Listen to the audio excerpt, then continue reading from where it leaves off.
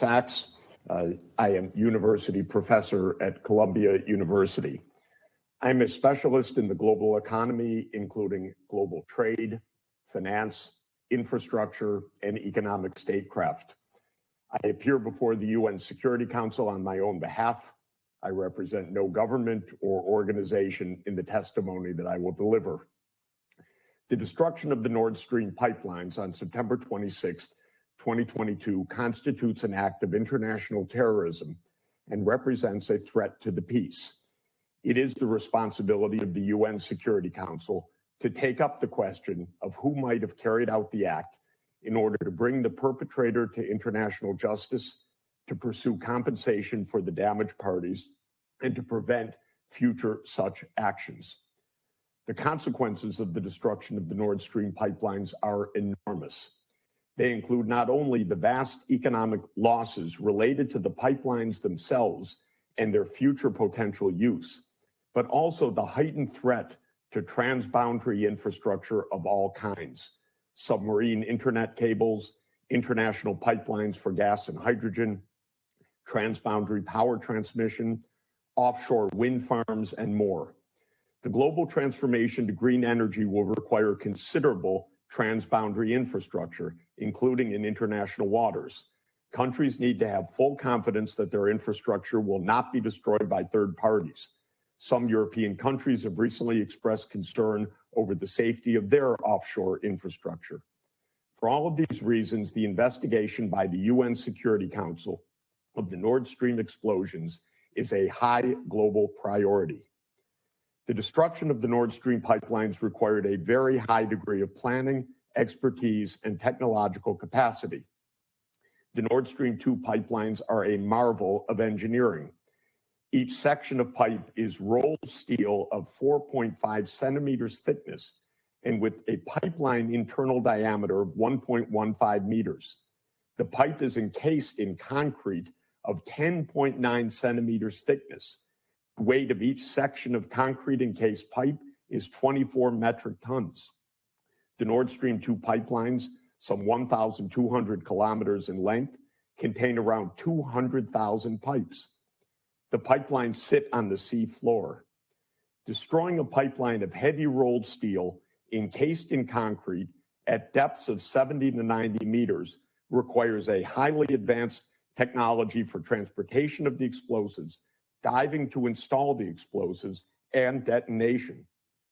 To do so undetected in the exclusive economic zones of Denmark and Sweden adds greatly to the complexity of the operation.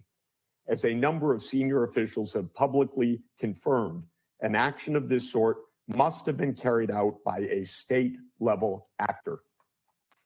Only a handful of state-level actors have both the technical capacity and access to the Baltic Sea to have carried out this action.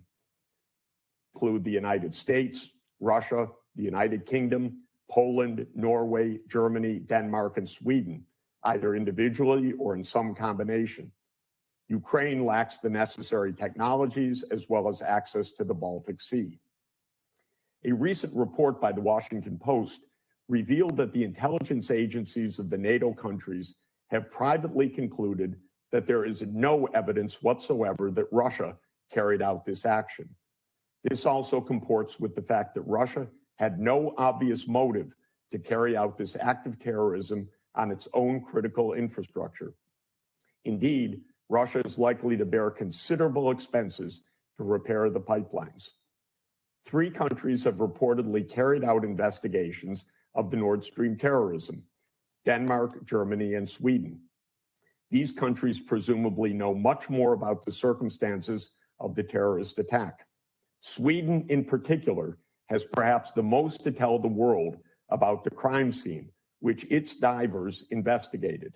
Yet instead of sharing this information globally, Sweden has kept the results of its investigation secret from the rest of the world.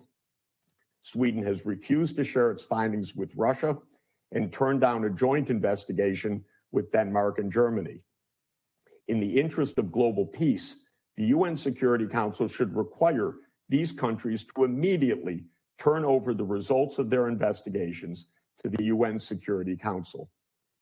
There is only one detailed account to date of the Nord Stream destruction, the one recently put forward by investigative journalist Seymour Hersh, ostensibly based on information leaked by Hersh by an unnamed source. Hersh attributes the Nord Stream destruction to a decision ordered by U.S. President Joe Biden and carried out by U.S. agents in a covert operation that Hersh describes in detail. The White House has described Hersh's account as, quote, completely and utterly false, unquote, but did not offer any information contradicting Hersh's account and did not offer any alternative explanation. Senior U.S. officials made statements before and after the Nord Stream destruction that showed the U.S. animus towards the pipelines. On January 27, 2022, Undersecretary of State Victoria Nuland tweeted, quote, if Russia invades Ukraine, one way or another, Nord Stream 2 will not move forward, end quote.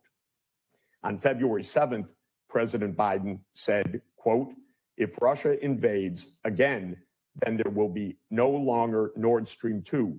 We will bring an end to it, end quote. When asked by the reporter how he would do that, he responded, quote, I promise you we will be able to do it, end quote.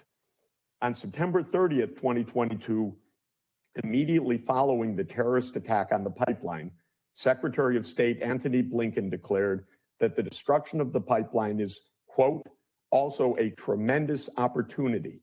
It's a tremendous opportunity to once and for all remove the dependence on Russian energy and thus to take away from Vladimir Putin the weaponization of energy as a means of advancing his imperial designs, end quote. On January 28th, 2023, Undersecretary Nuland declared in testimony to Senator Ted Cruz in the U.S. Senate, quote, I am, and I think the administration is, very gratified to know that Nord Stream 2 is now, as you like to say, a hunk of metal at the bottom of the sea, end quote. Such language is not at all appropriate in the face of international terrorism. I hope that the United States, together with all other Security Council members, will condemn this act of international terrorism and join together in an urgent UN Security Council-led investigation of this international crime in order to determine the truth. The truth is not yet known by the world, but it is knowable. More than ever, the world depends on the UN Security Council to do its work to stop the escalation to a new world war. The world will be safe only when the permanent members work together diplomatically to solve global crises, including the war in Ukraine and the rising tensions in East Asia. The UN Security Council provides the unique global venue for that peace-affirming work. More than ever, we need a healthy, functioning UN Security Council carrying out the mission assigned to it by the UN Charter. A UN Security Council objective investigation of the Nord Stream terrorism, in which all countries contribute what they know, is important for the global confidence in this body, and most importantly, for global peace